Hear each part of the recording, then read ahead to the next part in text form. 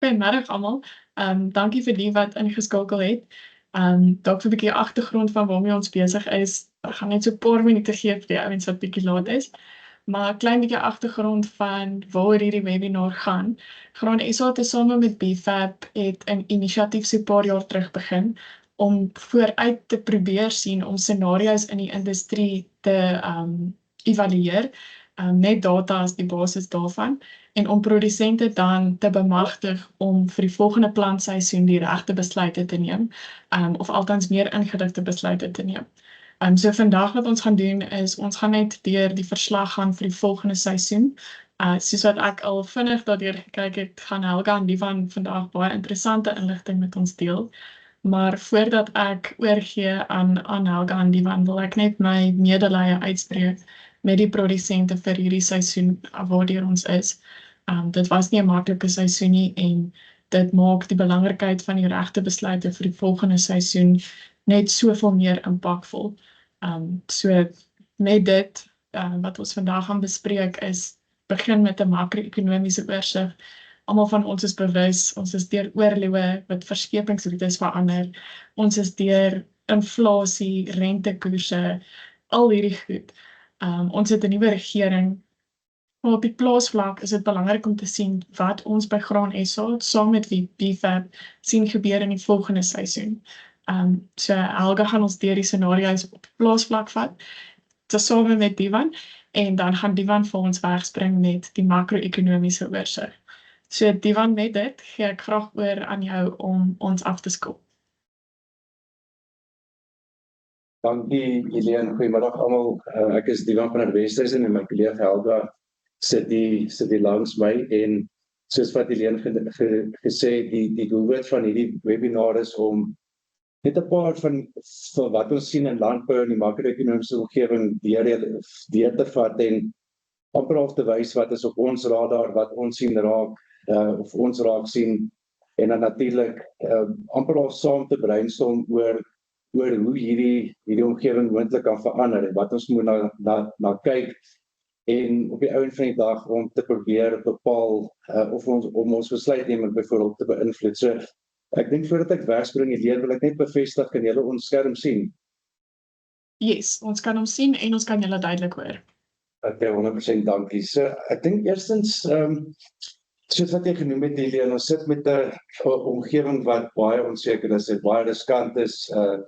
Ons weet die makro-ekonomiese omgewing daar buite wat nie net plaaslik gebeur nie, maar ook internasionaal kan 'n groot impak hê op markte, op insetkostes, op handelsroete en ek dink soos wat ons deur hierdie verslag gaan vandag, kan ons elke produsent amper half uitdaag om te sê dat indien een van hierdie veranderlikes verander, wat is die impak byvoorbeeld op plaasvlak? Wat is die impak op plaasvlak besluitneming? Byvoorbeeld insetkoste, bemarking, hoe die volgende seisoen kan lyk en indien een van hierdie, kom ons noem dit indikators vinnig kan verander, hoe dit byvoorbeeld 'n prys of 'n insetkoste ensovoorts kan verander. So ek dink dis die idee, dit is onseker. Soos wat mense hierdie risiko's begin identifiseer, kan mens die impak daarvan bepaal of probeer verstaan, maar die realiteit is dat hierdie is nie 'n kristalbal nie en ek dink dit is die toekoms soos wat ons ken kan baie vinnig verander. En dit is dus die doelwit van hierdie dag is om julle deur dit te vat en te sê wat ons raak sien en hoe dit moontlik kan verander.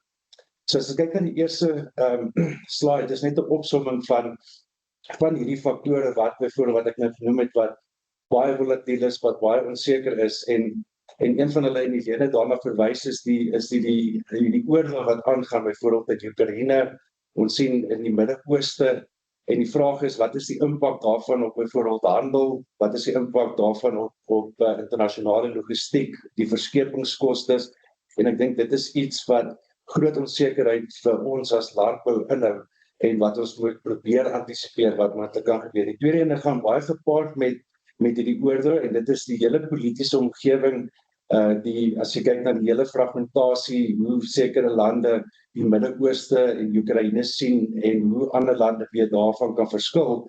En die vraag is wat is die impak daarvan op byvoorbeeld handelspatrone? Dit is 'n baie komplekse, kom ons sê, handelomgewing. As jy kyk byvoorbeeld in Egipte, wat met hulle vrugte uitvoer hierdie jaar gebeur het as gevolg van wat in die Midde-Ooste en daai Suezkanaal gebeur het, is dat ewe skielik was hulle geforseer om hulle vrugte na ander lande toe te skuif, omdat hulle nie meer daai tipiese, kom ons met Europese lande kan voorsien van hulle vrugte uitvoer nie. En ek dink dit is 'n groot impak byvoorbeeld op wêreldwyd en sy ripple effekte. Die derde punt is hierdie omgewing van hoë risiko, en ek dink 'n goeie voorbeeld was destyds toe Oekraïne en die Russiese oorlog begin het ons ewe skielik hierdie stygings gesien in graan en oliesaaropryse, waar jou groenteolies wat amper die dak geskiet het, en hierdie, kom ons noem dit, riskante omgewing, dit het in 'n mate, ek wil nie sê gestabiliseer nie, maar genormaliseer, en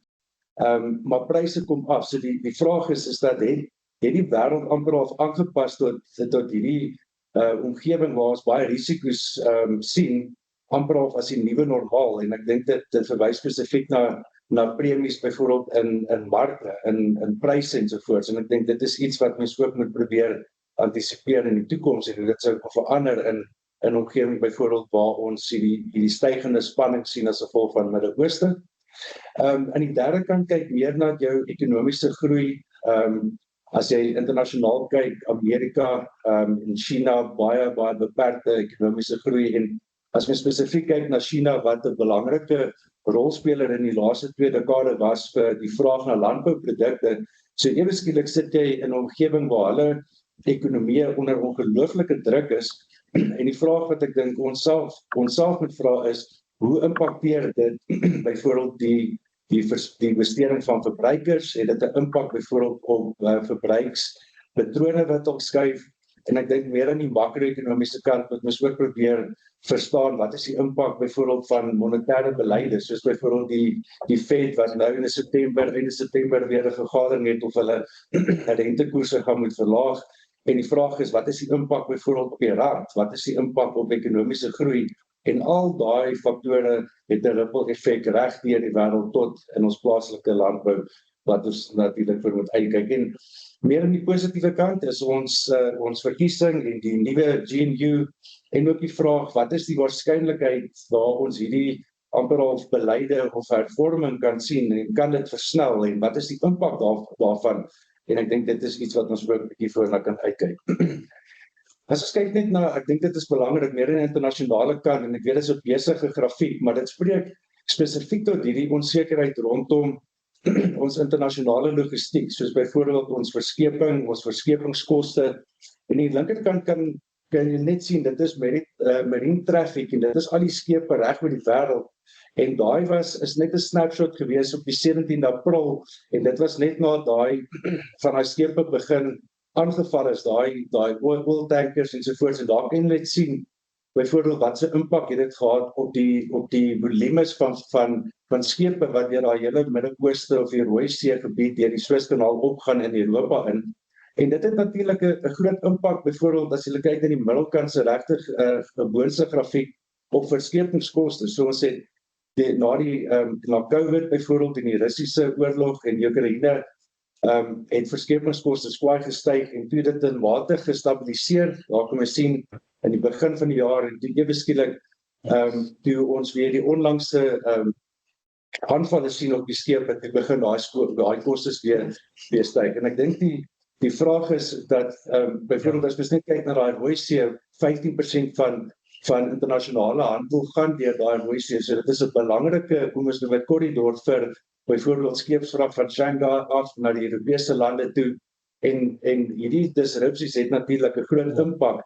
Dit kan enigiets tussen 8 en 15, dalk in ander omstandighede dalk meer daar vat vir addisionele vervoertyd, as hulle byvoorbeeld hier om ons kusgebied moet kom. En natuurlik dit het 'n impak op ons verskepingskoste, en daar kan jy net sien die Drewry Index. Dit is amper al 'n indeks vir, hulle noem dit die WCI, wat die World Container Index is vir selektiewe handelsroete.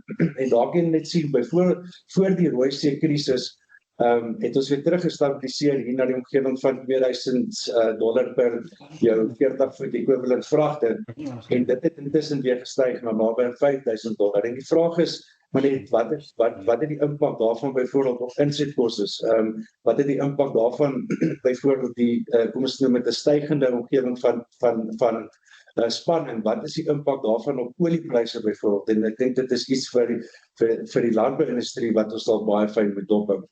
En as ons dan na plaaslike bodem toe gaan, ek dink vir die eerste keer in 'n lang tyd voel dit amper asof ons hier op die verre suidkus, op die suidepunt van die wêreld amper al in 'n beter omgewing is, as mens net voel die sentiment het verander van ons verkiesing. Ewe skielik was daar nie meer load shedding, die impak daarvan nie. En dit het net 'n groot, hoe kan ek sê, positiewe sentiment vir ons plaaslike vir ons ekonomie beteken, maar die realiteit is dat daar bly nog steeds strukturele kom ons noem dit uitdagings. Ons sit met infrastruktuur, ons vervoer, ons sit met ons hawe-infrastruktuur, ons sit met 'n hoë werkloosheidssyfer, ons sit met baie stadige ekonomiese groei. En dit is, ek dink die vraag is dat hoe beïnvloed hierdie byvoorbeeld landbou, en daarbo in die tabel kan jy net kyk is van die Bureau vir Ekonomiese Navorsing net van hulle projeksies, en daar kan jy sien in daai eerste ry ons ekonomiese groei bly nog baie stadig, 1% in 2024, 2.2% in 2025, dit is wel van 'n baie laer basis, maar dit het 'n groot impak byvoorbeeld op ons verbruikersbesteding, die skuif weg byvoorbeeld van vleisprodukte terug na jou basiese stapelprodukte toe.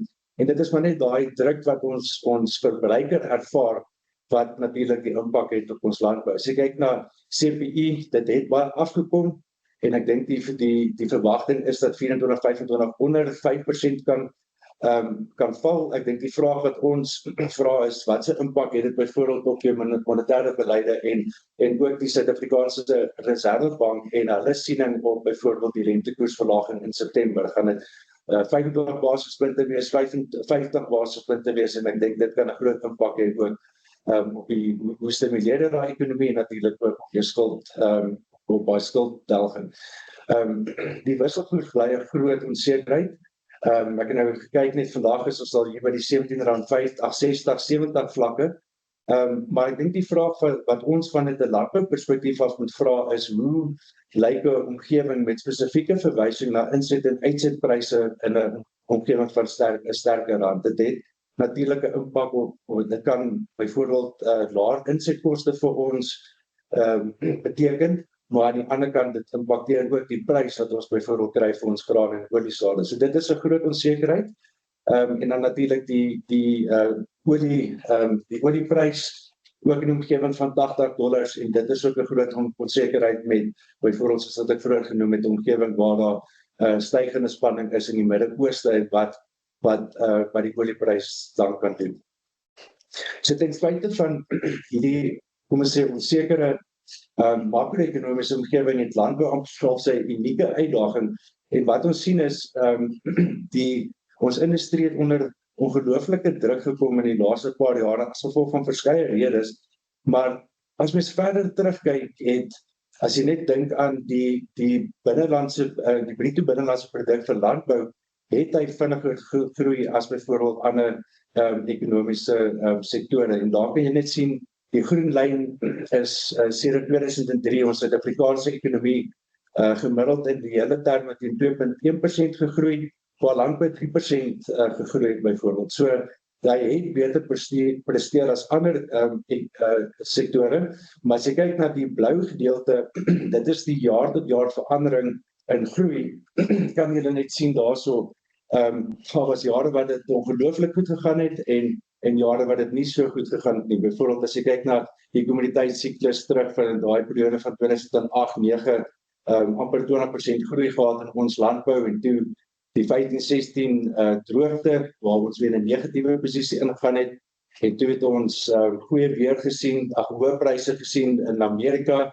Ons het die 2017 ons herstel in ons somergrane gesien, en daar was natuurlik amper al ander faktore, byvoorbeeld nie in ons graan en oliesade wat natuurlik ook hierdie op en af kan beïnvloed, soos byvoorbeeld ons siektes in die lewende hawe sektor, ons het en dan natuurlik meer onlangs ons of internasionale pryse wat afneem, waar ons nog nie daai groot effek nog gesien het.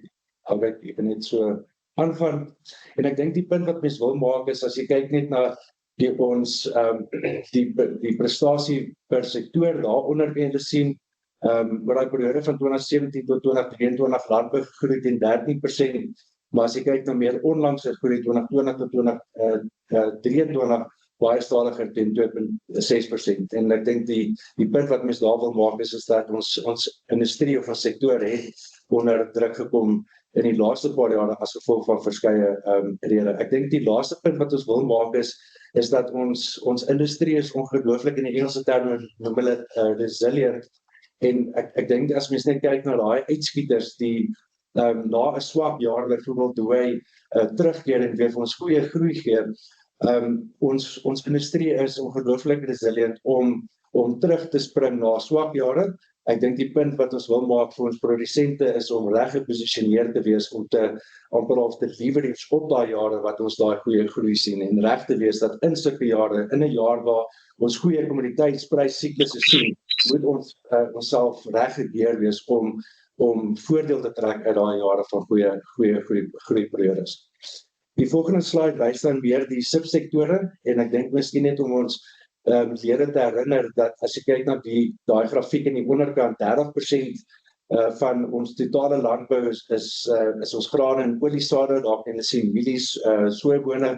Ons lewende hawe is nog steeds die grootste industrie, 40% wat uit ons totale landbou bestaan en dan oor die laaste paar jare ons tuinbougewasse wat al hoe groter en groter aandeel het in ons totale landbou, ons noem dit ekonomie.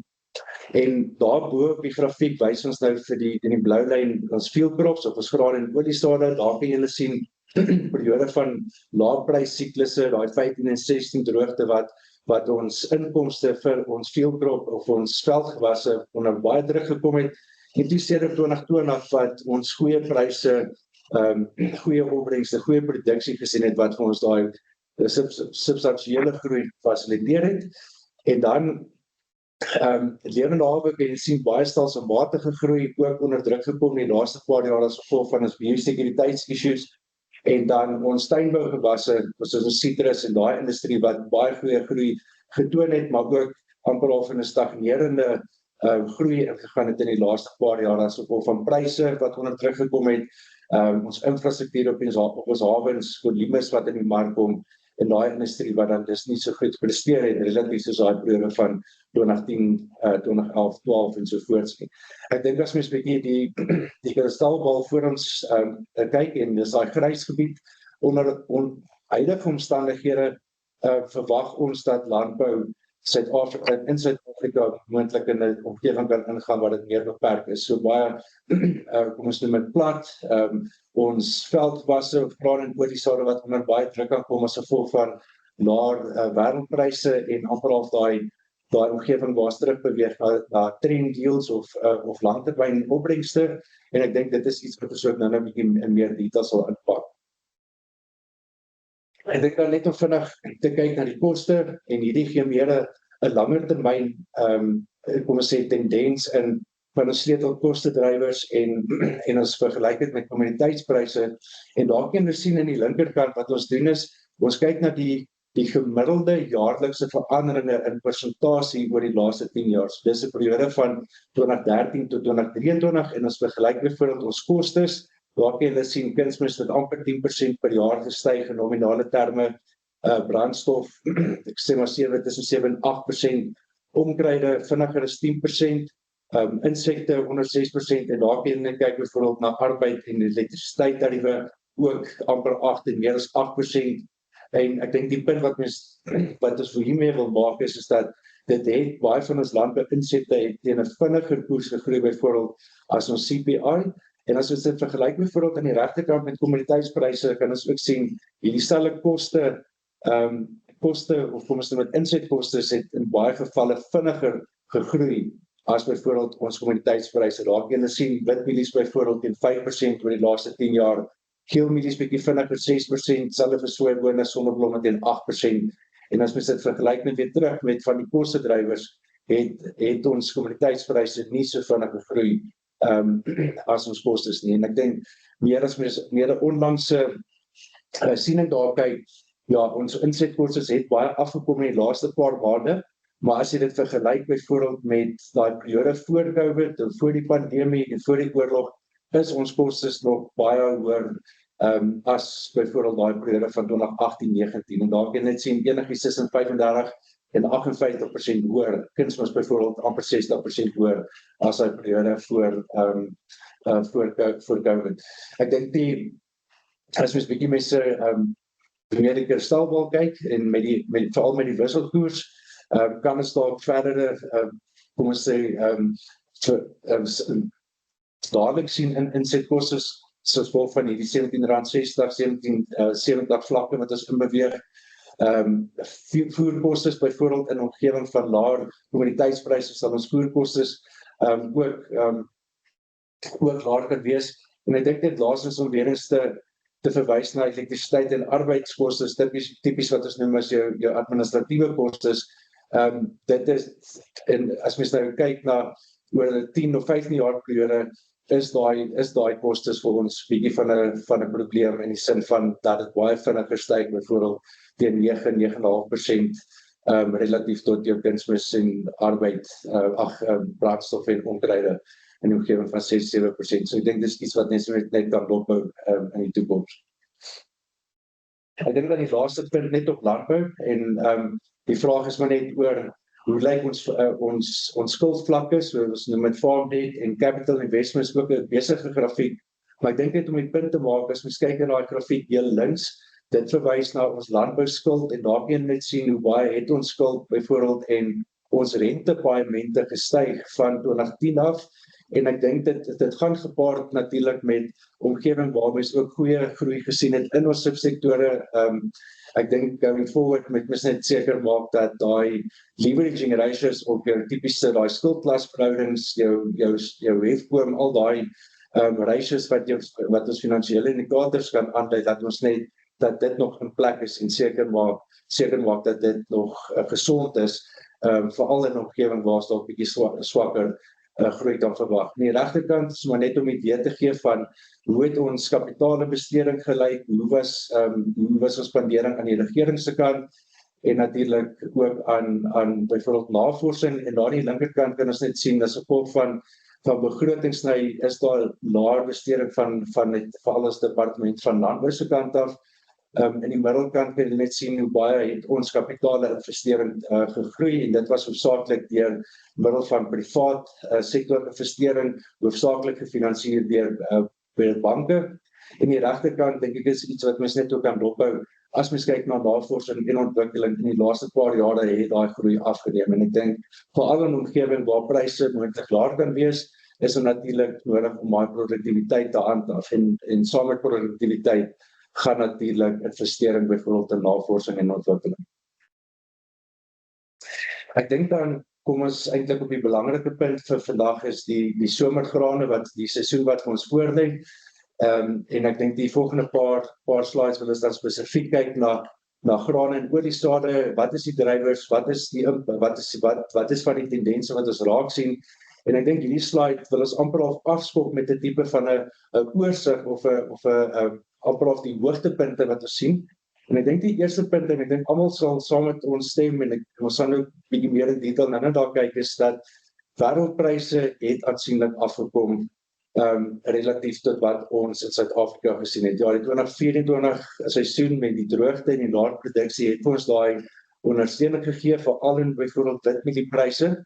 Maar as ons in 'n omgewing weer of in 'n seisoen beweeg van normale produksie en ewen as mens kyk na 'n moontlike La Nina scenario en mens sien hoë produksie, kan ons plaaslike pryse aansienlik afkom relatief tot wat die vlakke wat ons nou op ons spotpryse sien. En as gevolg van hierdie laer pryse is ons verwagting dat ons marges onder druk kan kom. Oor die langer termyn, soos wat ek vroeër genoem het, is dit natuurlik belangrik om daai investering te handhaaf wat kyk na na tegnologie wat vir ons verseker ons kry daai produktiwiteit wat in 'n mate hierdie laer opbrengs die laer pryse kan weer kan opsit, en dit gee ons ook natuurlik as ons weer 'n siklus sien waar daar 'n opswing is, wil mens natuurlik dan leverage op daai. Die derde punt, en as ek nou daarvan af verwys, is insetkostes bly hoog relatief tot daai periode voor COVID en veral in 'n omgewing waar pryse afkom, kan ons weer tipies kyk na daai koste-knyptang effek en die impak wat dit kan hê op ons marges en winsgewendheid. Ons het nou gepraat oor arbeid en elektrisiteit wat ons net sal moet dophou en ek dink dan sal ons ook gesels oor die weer onsekerheid wat ons baie naby sal moet monitor. Tans lyk dit, ons gaan nou 'n bietjie meer in detail daar gesels, maar dit is 'n stygende waarskynlikheid dat ons moontlike La Nina seisoen kan hê. As jy kyk natuurlik na weer Suid-Afrika se jongste hulle seisonale vooruitskatting kan dit dalk meer onstabiel lyk, veral in die periode van Oktober, November en begin van Desember wat ons nou meer in detail sal na kyk. Ek dink dan net om die pryse, die omgewing, daai hele prysomgewing net te emphasize, wat ons probeer wys is die sekere kwaliteite soos mielies, sojaboon, sonnebloem, en wat ons vergelyk is die plaaslike prysstyging vir die eerste helfte in 2024 en ons vergelyk dit met die eerste helfte in 2023 en ons vergelyk met die internasionale, oor dieselfde periode wat met internasionale pryse gebeur het. Daar kan jy net sien die groen gedeelte in die eerste helfte van 24 het geelmieliepryse al met 32% afgekom, waar ons pryse slegs met 2% afgekom het. Sojabone 21%, ons pryse slegs met 2%. Sonneblom het ons bietjie meer afgekom, maar internasionaal nog steeds meer en dan natuurlik koring en garscanola baie dieselfde tendens. En ek dink die punt wat mens hier wil maak is dat as jy kyk na wat internasionaal gebeur het en plaaslik, en ek dink in 'n groot mate dan is dit ook op die huidige spotpryse en ons sal nou daar kyk en wat byvoorbeeld in Desember kontrakte aangaan en volgende jaar in Mei, Junie is daar redelik 'n groot prys differentiale daar. En ek dink die punt wat as hier net weer eens wil beklemtoon is dat pryse kan moontlik nog verder afkom en veral in 'n omgewing waar ons hierdie sterker wisselkoers sien. Dan tweedens van net 'n produksieperspektief af. Ek kan na volgende slide gaan, dankie Alga. En hierdie kyk maar net na die laaste paar seisoene, na hektare, na produksie en as mens net kyk na die mieliehektare 2023-2024 baie in lyn met byvoorbeeld wat ons in daai gemiddeld gesien het van 2021 tot 2023, die omgewing van 2.6 miljoen hektaar. En as jy kyk weer na sojabone, het ons die vinnige uitbreiding gesien, amper 19% uitbreiding in hektare van 960.000 in daai 2021-2023 periode na 1.15 miljoen hektaar en sonneblom het redelik afgekom. As mens kyk na ons jongste vooruitskatting en ek dink dit is net belangrik om te bevestig dat dit is ekonomiese modelle en dit is vraag en aanbod, so ons kyk dus na die relatiewe winsgewendheid tussen gewasse, ons kyk na wat met internasionale pryse gebeur, wat natuurlik 'n funksie is van internasionale produksie en ook vraag, en ons kyk dan na plaaslike vraag en aanbod of balansstaat beginsels en al hierdie veranderlike saam met die wisselkoers en oliepryse en sovoorts van 'n model en dit laat ons toe om een moontlike scenario moontlik te modelleer. En daar kan jy dit sien in die middeltabel, dit is van 2025 projeksie. En onder huidige omstandighede is ons verwagting dat mieliehektare kan afkom met 1.8% of net onder die 50.000 hektaar relatief tot 2024. As jy kyk na sojabone is ons verwagting dat dit nog verder kan uitbrei. En dan net van 'n produksieperspektief af onder normale reënval en normale opbrengste kyk ons onder hierdie hektare na 15.6 miljoen ton mielieoes, sojabone 2.6 sonneblom tans soos bietjie meer as verlede jaar 700 net so onder die 800.000 ton. En ek dink 'n groot vraag wat ons baie keer kry is, het ons genoeg mielies? Veral gegee wat in die omgewing of ons buurlande aangaan. En ek dink in die volgende 2 of 3 slides wil ons bietjie van daai dinamiek gaan uitpak. En ek dink die eerste punt wat mens net wil maak is, as jy kyk na die linkerkant se grafiek, as ons kyk na ons plaaslike verbruik en daar kan jy sien die groen lyn, is ons in 'n omgewing van tipies in 'n jaar wat ons totale vraag na mielies omtrent 12.5 miljoen ton is, en dan wat ons gedoen het is net om ons produksie, ons totale milieproduksie wit en geel dan te plot op dieselfde grafiek. En daar kan jy net sien 2017, die jare wat dit goed gaan het in die laaste paar jare het ons 'n redelike surplus gehad. En dan hierdie jaar het dit natuurlik afgekom baie in lyn met amper wat ons plaaslik vernodig het, maar dan moet mens natuurlik ook in ag neem dat jy het voorrade wat oorgedra word na die volgende jaar. As jy kyk na byvoorbeeld lande soos Mosambiek en Malawi, Zimbabwe en Zambia, en tipies in 'n El Niño seisoen soos wat ons in 2024 gehad het, is hierdie lande ook onder druk van 'n produksiekant af.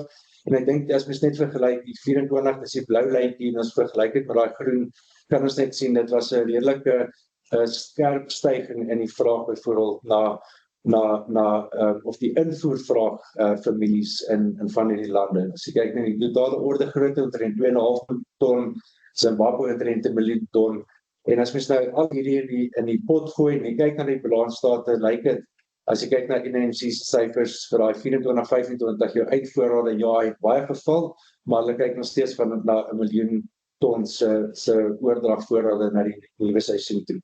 As jy kyk na die handel of die uitvoere van milieprodukte na ons gebied, wat ons hier doen op hierdie grafiek, ons vergelyk 2022, 2023 en dan 2024 tot en met datum, vergelyk ons die graan uitvoere na lande soos byvoorbeeld Botswana, Mosambiek en Namibië, en dan in die onderkant vergelyk ons byvoorbeeld die mieliemeel uitvoere, en daar kan jy net sien die 2024, as jy kyk net na die grane, is al reeds hoër as 2023, en dit bevestig net weer eens die vraag wat ons het uit ons buurlande. Daar kan mens net kyk na wat daar reeds 511.000 ton na Zimbabwe toe.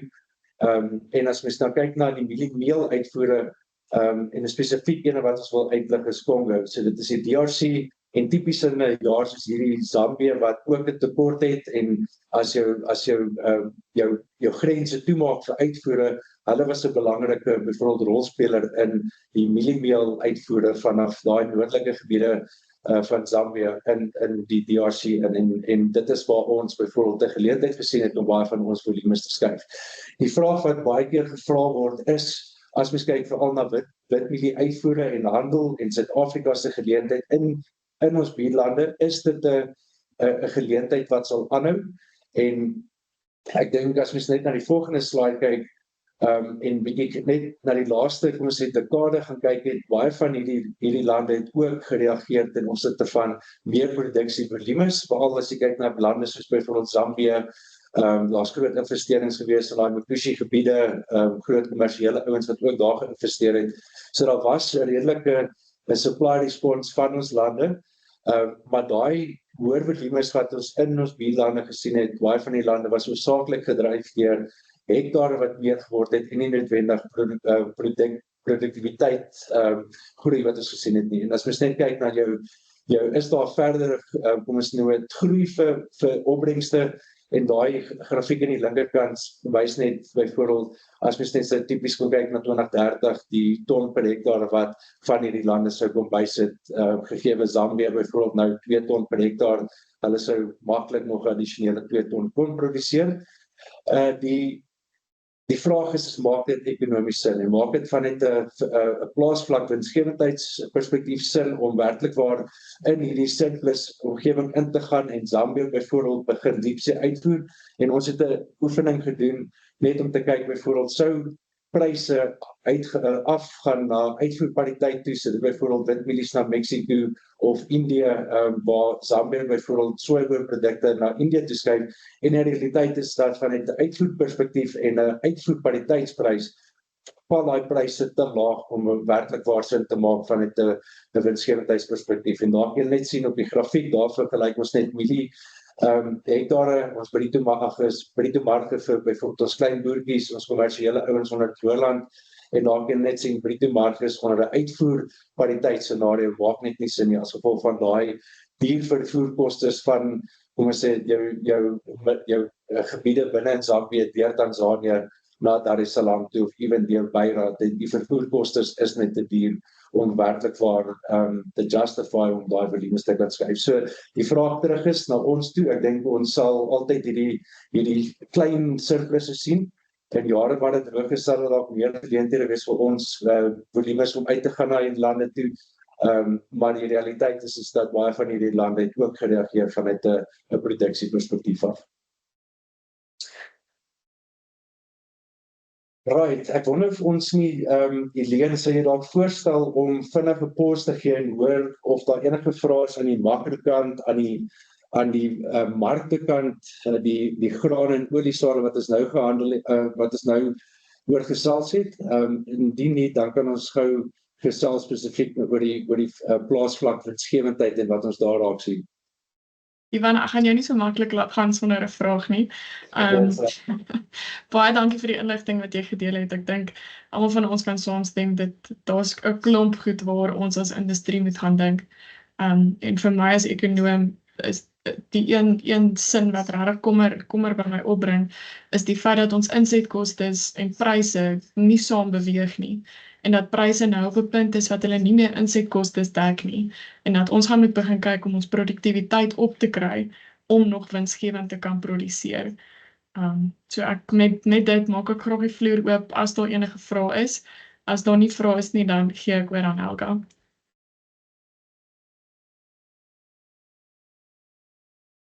Corneil.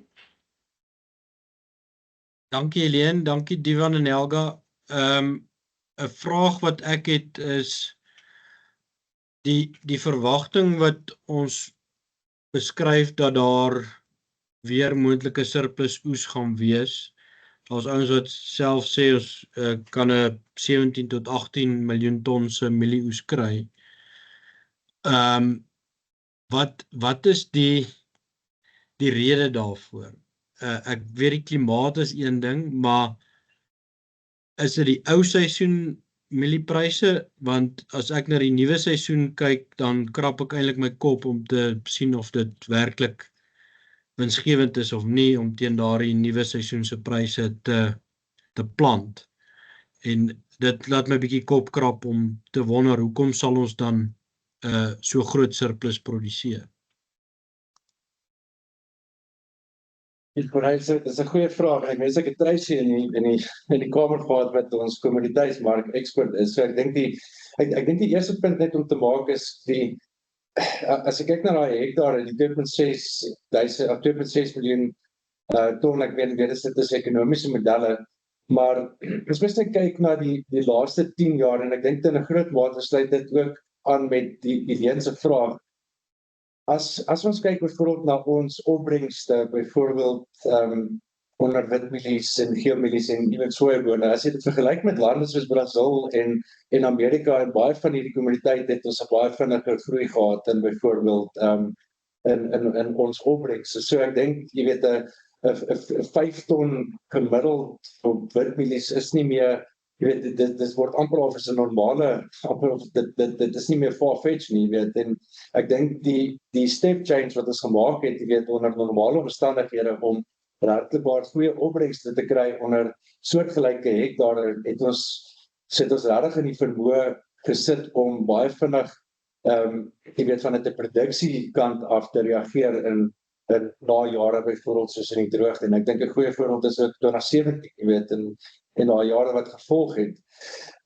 Ek weet nie of daar enige meer, jy weet, en ek dink die ander punt wat ek so wil maak is ons ekonometriese modelle kyk maar meer na 'n langer termyn, kom ons noem dit meer 'n strukturele vraag en aanbod perspektief. Dit beteken jou korttermyn, jy weet, wat oor kontrakperiodes beweeg, wat byvoorbeeld old new crop, jy weet, daai balance sheet of ouens meer terughou het of daar meer op plaas gestoor word, wat op die markte aangaan van 'n training perspektief af. Dit is nie regtig ons ekspertise om van na daai korttermyn, kom ons sê, implikasies en veral prysbeweging oor 'n korttermynperiode te kyk nie. Ek weet nie of daar vanuit ons lede en ons produsente enige sienings is nie. Ons kan net kyk, vanuit 'n hektare en opbrengsperspektief af en jou eindvoorrade, beginvoorrade, moontlik wat sou kon gelyk het en ons tradisionele uitvoere na die omgewing. En ek dink dit is daai vlakke wat ek gewys het in die tabel is min of meer, die vlakke wat ons uitkom by. Maar ek gaan dit ook teruggooi, eerstens die vraag na jou toe. En ek weet nie of daar dalk 'n siening is of jy weet van ons lede of daar 'n siening is of motiverings is vir hierdie groot prysvariasies tussen ons kontrakperiode. Dankie vir daai Kobus, ek sien jou hand is op. Corneil, ja, ek wil nie iets veel sê oor die prys nie, want dit is maar gegewe en dit hang ons maar van alle klomp goed af. Maar jy het die vraag gevra oor die moontlike 18 miljoen ton oes en jy het ook genoem van miskien goeie weer wat dit kan help, maar wat ons al gesien het na so 'n droë jaar waar jy nou goeie bemesting gedoen het en jou oes was maar die 50% van dit gewees, word daar nogal redelik van jou kunsmis oorgedra en dis asof die grond al half gerus het. So jy hoef net 'n normale jaar te hê om bo normaal te oes. So ek dink net dit kan ook 'n faktor wees en dit het ons gesien met 2016 se droogte. Die jaar daarna het ons 'n ongelooflike goeie jaar gehad, maar ons kan dit toeskryf aan die hoeveelheid minerale wat in die grond oorgebly het en die gronde wat half gerus het van die droogte, want party van daai ouens het niks op daai lande gestroop nie, so daar is nog 'n redelike persentasie van, ek wil sê, die kunsmiskos is nog in die grond. Maar net 'n bydrae wat ek wil maak. Baie Dankie dankie. Kobus. Ekskuus Corneil. Baie dankie vir die inligting Kobus. Ek dink dit help ons verseker om bietjie perspektief te kry. Met dit wil ek graag aan Helga oorgee wat bietjie meer insigte rondom hierdie kwessie gaan deel. En bietjie lig gaan skyn in wat ons kan verwag vir die volgende seisoen. En van ons kant af, dit is verskriklike belangrike inligting, veral in die tyd wat ons nou besluitneming het vir die volgende seisoen. Dankie Helga. Baie dankie Julian en ook goeiemiddag van my kant af. Dit is lekker om julle te gesels. Ja, net van my kant af, lekker van die plaasvlak, is altyd 'n lekker topic. Om te begin, het ons net 'n kort opsomming van die persentasieverskil in opbrengsprys en kostes en marges van 2023 in vergelyking met 2022 en dan 2024 tot 2025. En hoe ons verwag vir die volgende seisoen, vir mielie, sojabone in die ooste en weste, sowel as sonneblom. En as ons vinnig kyk na 2024, so hoe hy vergelyk het met 2023, het kostes oor die algemeen redelik afgeneem, maar die droë kondisies het veroorsaak dat opbrengste ook afneem. Veral sojabone in die weste het die opbrengs verskriklik baie afgeneem en in die algemeen was dit ook droër in die weste as in die ooste. Dit te sê het dan die pryse effens toegeneem om te kompenseer vir die afname in opbrengs, maar ongelukkig nie genoeg om die marges regtig te help nie. So, as ons kyk na witmielies, was die prysstyging 30%, maar die opbrengs het gedaal met 40% en dan het die algemene gross margin marge afgeneem met 44%. So, daai toename in prys het gehelp, maar ongelukkig oor die algemeen nie genoeg nie. Die sojabone in die weste het die hoogste marge afname gehad van 70%, maar hulle word ook verwag om die hoogste marge toename te hê in die volgende seisoen, so daarom 'n bietjie te herstel, maar ja, of dit genoeg is nou die groot vraag. Daar word ook verwag dat dit soortgelyke tendens in sonneblom gerealiseer word. As ons dan kyk na geelmielies in die ooste, die marges word wel gelyk asof hulle gaan verder afneem in 2024-25 seisoen en die rede daarso is hoofsaaklik die prys wat gaan aansienlik afneem weens daai hoër produksieseisoen wat ons verwag. As ons bietjie verder die prys uitpak, het ons hierso net 'n lekker grafiek vir julle bymekaar gemaak om te kyk na die huidige Safex spotprys in vergelyking met die Mei 2025 Safex spotprys en dan ook ons BFAP baseline wat ons sien die prys moontlik kan wees. En oor die algemeen is daar 'n aansienlike afname in pryse, so witmielies kan afneem met tot en met R1,500 as ons net Mei 2025 met Desember 2024 vergelyk, sowel as geelmielies daarom bietjie minder met R400, sojabone om amper R800 en Sonneblom 310. En as ons dan ons BFAP model bo-op dit sit, waar ons ook daai groot produksievolumes of moontlike groot produksievolumes in ag neem, dan kan die pryse ook nog verder afneem met 300 by witmielies, nog 300 by sojabone en 700 by sonneblom. So hierso wil ons maar net groot uitwys hierdie, soos wat Cornelia net genoem het, daai groot prysverskille met die ou en die nuwe seisoenpryse. En dan het ons dit net hier regs ook in terme van gross margins geset, so wat se impak het dit dan op die marges op plaasvlak vir mielies in die ooste en weste en sojabone, ooswes en sonneblom. En daar het ons dan net 'n scenario gevat, as ons kyk, vat die produksiebegroting vir die 2024-25 droë landproduksie, hoe lyk die winsgewendheid as ons die huidige prys, lekker hoë spotpryse gebruik in vergelyking met dan die baseline prys wat ons verwag, wat dan aansienlik laer is. En daar kan die gross margin dan afneem tot en met R3,000 in die mielies in die oostelike produksiearea, maar in die wes is dit baie bekommerend tot en met R8,500 as daai prys so drasties daal. Dan as ons aanbeweeg, ons op die weerkant verwag ons 'n La Nina jaar, of dat die La Nina toeneem, waarskynlikheid toeneem in die volgende paar maande, en dit het dan natuurlik ook bring daar potensiaal moontlike bumper crop van ons praat. Ons het dan met dit net 'n scenario gehardloop, as ons produksiesyfers toeneem, hoe het dit 'n impak op die pryse? So net vinnig in die tabel het ons die 5 jaar gemiddelde mielies was so 15 miljoen ton per jaar en laas jaar was 13 miljoen. Ons verwag hierdie jaar, soos die van gewys het, 16 miljoen, maar as ons dan nog met 10% opstoot na 17 miljoen, hoe affekteer dit dan pryse? En hieronder op die grafiek wys ons net dat die prys vir wit en geel mielies nog moontlik tussen R415 en R450 per ton verder kan afneem. En dit het dan op die algemene impak op die gross production value van die mieliesindustrie.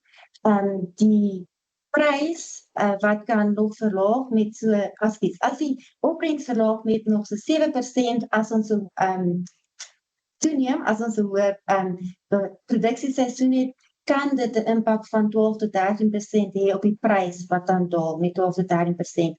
En dit kan die industrie affekteer, kan laat daal met 8%, wat so wat R4,7 biljoen is.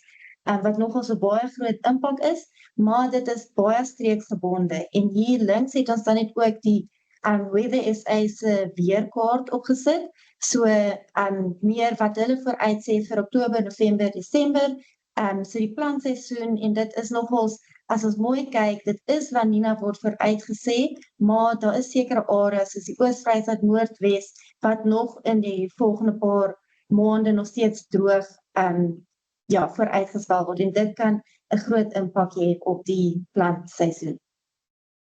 Dan het ons net ook 'n voorbeeld gedoen as ons om die kontantvloei uit te pak vir 'n Noordwes plaas. So net om te kyk hoe lyk die kontantvloei, gaan hy positief of negatief wees, wat is die moontlikheid van dit vir 'n tipiese plaas in die Noordwes, in so omtrent die Lichtenburg area. So onder die baseline, die kernstate met die pryse en produksievolumes soos wat ons dit tans sien, voorspel ons dat daar 'n 85% kans is dat produsente 'n positiewe kontantvloei kan hê, wat nogals hoë risiko dra, want dit beteken 'n 42% kans dat produsente 'n negatiewe kontantvloei gaan hê. As ons dan het ons 'n scenario gedoen, as ons die opbrengste opstoot van 4,5 ton per hektaar na 5,2 ton per hektaar onder 'n La Nina scenario, waar die pryse omtrent R3,000 bly, dan lyk dit aansienlik beter vir produsente. Hulle die kans vir 'n positiewe kontantvloei styg dan na 72%, wat dan hulle baie beter plek lyk. Dan het ons net nog 'n addisionele scenario gedoen onder die huidige baseline, so nie La Nina scenario nie, as ons kyk, soos wat ons tans sien, die produksievolumes en pryse, wat meer so by R3,300 vooruitgeskat word, hoe lyk dan die kontantvloei van produsente, en dit lyk nog beter onder die aanname dat produsente hulle positiewe kontantvloei in die goeie paar jare, so 2022, 2023 gereinvest het, so weer investeer het en dus dan op 'n beter plek staan as voorheen. Dan lyk hulle nog beter met 'n 79% kans van 'n positiewe cashflow. Ja, so dit is net om 'n vinnige indruk te gee hoe moontlik die produsente se kontantvloei lyk, maar baie risiko's en rondom dit, en dit hang natuurlik af van elke plaas, maar hierdie is net 'n tipiese Noordwes plaas. Ja, en dit is dan alles van my kant af. Ek sien uit vir enige vrae. Helga, Divan, baie dankie vir die inligting wat julle gedeel het. Ek dink iets wat vir my persoonlik baie uitstaan is, prys gaan ons nie noodwendig red nie, maar produksie gaan en hoër opbrengste. Ek weet nie of daar enige vrae van die gehoor af is nie. Derek? Ja, ek net gewonder is daar enige goeie nuus. Derek, ek het dieselfde gewonder, en toe dink ek, dalk kan ek praat oor die bloubulle wat na die Karikap toe gegaan het, maar ek kan dit ook nie deel nie. Ja, die goeie nuus is, en dit was eintlik baie spesiaal geweest, middag toe, ek weet ons in Pretoria, ons groei nie mielies in die strate nie, maar ons het vanmiddag toe die buitekant stap, so liggies begin drup en goeders, en dit het my amper al net opgewonde gemaak. Ek dink na die moeilike seisoen en ek na die laaste tyd lekker rondbeweeg en jy sien hoe droog dit is en hoe desperaat die ouens is weer vir reën en jy sien weer, mens ryk weer die reën in die lug. Ek dink dis positief en ek dink, soos wat ek vroeër genoem het, mens moet afneem van die risiko's, maar weer eens ons produsente en ons industrie het nog altyd hierdie resilience gewys en die manier om planne te maak, die manier om beter te word en ons sien dit in soveel indikators, daar het ek nou net genoem van ons opbrengste, daar het ons gepraat het ook van ons die positiewe sentiment wat tans in ons land in 'n sin, soos ek sê, die eerste keer waar dit voel dit voel lekker om hier in die suidepunt te wees as in die Midde-Ooste of in Europa. So daar's baie, ek dink ons baie om verdankbaar te wees nommer 1. Nommer 2 is dat ons was nog altyd resilient en ons het nog altyd hierdie moeilike tye gekom. Ek dink mens moet net hoop hou en mens moet aangaan met wat ons goed is. En ek dink baie keer van hierdie goeders is van hierdie wat ons uitwys is ook om ag te slaan op wat is die moontlike risiko's en dit dan rondom dit te beplan en te mitigeer. Ek dink daar's baie positiewe boodskappe wat mens kan uitbrei, maar daar gaan ek ook besig vir 2 dae. Nee, ek weet, jy weet, ek vra dit altyd so half die kies in die tong in die kies ten minste. Die feit is dat ons boere gaan weer 'n oes plant. Ons sal altyd 'n oes plant. Dis die enigste seker ding in die mieliemark is ons sal 'n oes plant. Ons weet nie of ons hom gaan oes nie, maar plant sal ons hom plant. En ja, as ons nie positief bly en in geloof vorentoe gaan nie, dan moet jy uit hierdie besigheid uit. So ten spyte van die aanwysers dink ek sal dit nog steeds ek kan nie vir jou sê hoekom nie, maar ek self is baie positief oor die jaar wat kom. Dankie oom. Pietman? Voorsitter, ja, Helene, ek wil dalk net vir hulle een vraagie vra en dit is, ons moet kyk, wat gaan ons verbruik van ons grane in Suid-Afrika lig? En die enigste sektor wat dit regtig kan lig is wat gebeur in die hoender en in die varkindustrie. As ons daai industrie kan kry dat dit dramaties kan groei, gaan ons die vraag na ons oliesade en na ons grane gaan ons dramaties lig. So wat is julle verwagting? Wat gaan met die hoenders gebeur en wat gaan met die vleisindustrie gebeur? Die vinnige opsomming is dat ons siening is gegee die huidige ekonomiese omstandighede en hierdie omgewing van swak groei, kan ons nie regtig staat maak op ons plaaslike industrie om werklik waar substansiële groei te ontsluit. En wat ek daarmee, ek sê nie dat ons gaan nie groei nie, ek sê om amper al vir die nuwe step change begin te sien. En ek dink die swakker ekonomiese groei, dit impakteer jou verbruikspatrone, soos byvoorbeeld ons kan sien afname in byvoorbeeld in hoender, in die verbruik van hoender, die vraag na hoender in ons beesindustrie. En amper alweer waar ons arm verbruikers weer terugbeweeg na jou basiese stapels. En dit is 'n realiteit en ek dink in die begin het ek dit genoem dat ons kort strukturele veranderinge om amper al hierdie hele sosio-ekonomiese omgewing van ons te verander en daai werkloosheid te verminder, weer daai groei te kry. En dit het 'n groot mate is ons afhanklik van ons regering om byvoorbeeld te investeer in goeder soos byvoorbeeld ons infrastruktuur, ons hawens, ons padvervoer, al daai opgerolde kostes wat in jou waardeketting is. So dit is nommer 1. Ek dink ons moet kyk na samewerking tussen die regering en privaat sektor, hoe mens hierdie basiese amper infrastruktuur kan verbeter, hoe mens hierdie strukturele veranderinge kan ontsluit. En derdens, ek dink spesifiek vanuit 'n uitvoerperspektief af, ek dink daar's baie geleenthede. Byvoorbeeld as jy kyk na beesuitvoere of wat in die laaste paar jare gebeur het na sekere snitte wat uitgevoer word na die Midde-Ooste toe, meer onlangs die Chinese markte wat al hoe meer begin op ons radar kom en van daai markte wat oopmaak.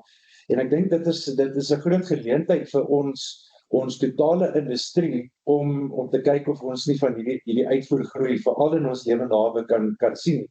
En ek dink laastens daar moet ons weer eens kyk na wat word gedoen ten opsigte van 'n biosekuriteitsperspektief, ons veeartsenydienste. Dit het natuurlik 'n groot beperkende faktor om hierdie groei te ontsluit as ons nie ons biosekuriteitsissues kan uitsorteer. Ek hoop dit antwoord jou vraag.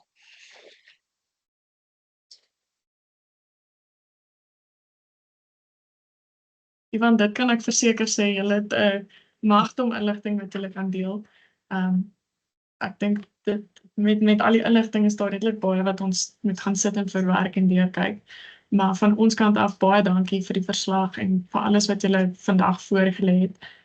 Ons gaan hierdie skakel ook op YouTube sit sodat produsente weer daarna kan kyk. Maar baie dankie van ons kant af. Dit is regtig iets wat ons waardeer.